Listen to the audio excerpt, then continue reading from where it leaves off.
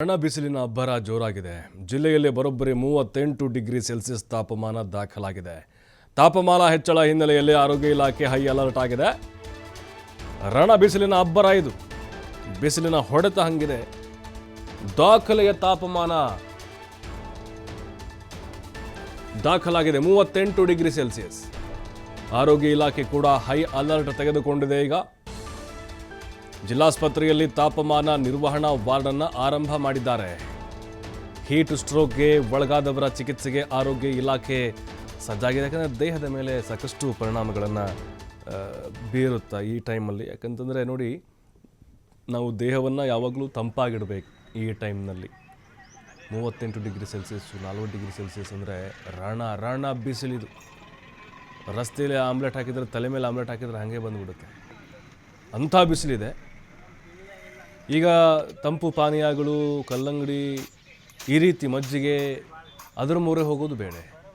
ಆದರೆ ಈ ಬಿಸಿಲಿನಿಂದ ಉಷ್ಣಾಂಶ ಹೆಚ್ಚಾಗಿರೋದ್ರಿಂದಾಗಿ ಬೇರೆ ಬೇರೆ ಕಾಯಿಲೆಗಳು ಬರ್ತಾ ಇದ್ದಾವೆ. ಜಿಲ್ಲಾಸ್ಪತ್ರೆ ಈಗ ಎಲ್ಲ ತಯಾರಿಯನ್ನು ಮಾಡಿಕೊಂಡಿದೆ.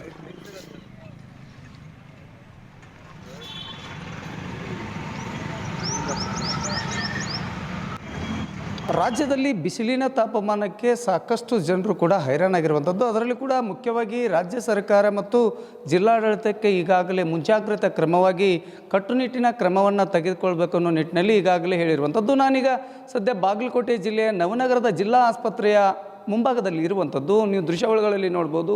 ಈಗಾಗಲೇ ಜಿಲ್ಲಾಡಳಿತ ನಿಯಮಾನುಸಾರವಾಗಿ ಏನು ಬಿಸಿಲಿನ ತಾಪಮಾನ ನಿರ್ವಹಣಾ ಕೊಠಡಿಯನ್ನು ಈಗಾಗಲೇ ನಿರ್ಮಾಣ ಮಾಡಿರುವಂಥದ್ದು. ಸದ್ಯ ಬಾಗಲಕೋಟೆ ಜಿಲ್ಲಾ DHO ಅಧಿಕಾರಿಗಳು ಮತ್ತು ಇಲ್ಲಿಯ ಜಿಲ್ಲಾಡಳಿತ ಕಟ್ಟುನಿಟ್ಟಿನ ಕ್ರಮವಾಗಿ ಈಗಾಗಲೇ ಸಕಲ ಸಿದ್ಧತೆಯನ್ನು ಕೂಡ ಮಾಡಿರುವಂಥದ್ದು. ದೃಶ್ಯಾವಳಿಗಳಲ್ಲಿ ನೋಡ್ಬೋದು. ಈಗಾಗಲೇ ಜಿಲ್ಲಾಡಳಿತ ಬಿಸಿಲಿನ ತಾಪಮಾನದಿಂದ ಬಳಲ್ತಕ್ಕಂಥ ಜನರಿಗೆ ಈಗಾಗಲೇ ಪ್ರತ್ಯೇಕ ಕೊಠಡಿಯನ್ನು ನಿರ್ಮಾಣ ಮಾಡಿರುವಂಥದ್ದು. ಸದ್ಯ 2 ಕೊಠಡಿಗಳನ್ನು ಈಗಾಗಲೇ ಪ್ರತ್ಯೇಕ ಕೊಠಡಿಗಳನ್ನು ನಿರ್ಮಾಣ ಮಾಡಿರುವಂಥದ್ದು. ಅಂದರೆ ಅಂದಾಜು ಇಲ್ಲಿಯ ಸಾಕಷ್ಟು ಜನರು ಆಗಿರ್ಬೋದು, ಚಿಕ್ಕ ಮಕ್ಕಳಾಗಿರ್ಬೋದು, ವೃದ್ಧರಾಗಿರ್ಬೋದು, ವಯೋವೃದ್ಧರಿಗೂ ಕೂಡ ಒಂದೊಂದು ಪ್ರತ್ಯೇಕವಾದ ಕೊಠಡಿಯನ್ನು ನಿರ್ಮಾಣ ಮಾಡಿರುವಂಥದ್ದು. ಸದ್ಯ ನೋಡ್ಬೋದು ದೃಶ್ಯಾವಳಿಗಳಲ್ಲಿ. ಈಗಾಗಲೇ ಪ್ರತ್ಯೇಕವಾಗಿ ಒಂದು ಕೊಠಡಿಯಲ್ಲಿ 8 ಏನು ಅಂತಂದರೆ ಪ್ರತ್ಯೇಕವಾಗಿರ್ತಕ್ಕಂಥ ಆಸನದ ವ್ಯವಸ್ಥೆಯನ್ನು ಕೂಡ ಮಾಡಿರುವಂಥದ್ದು.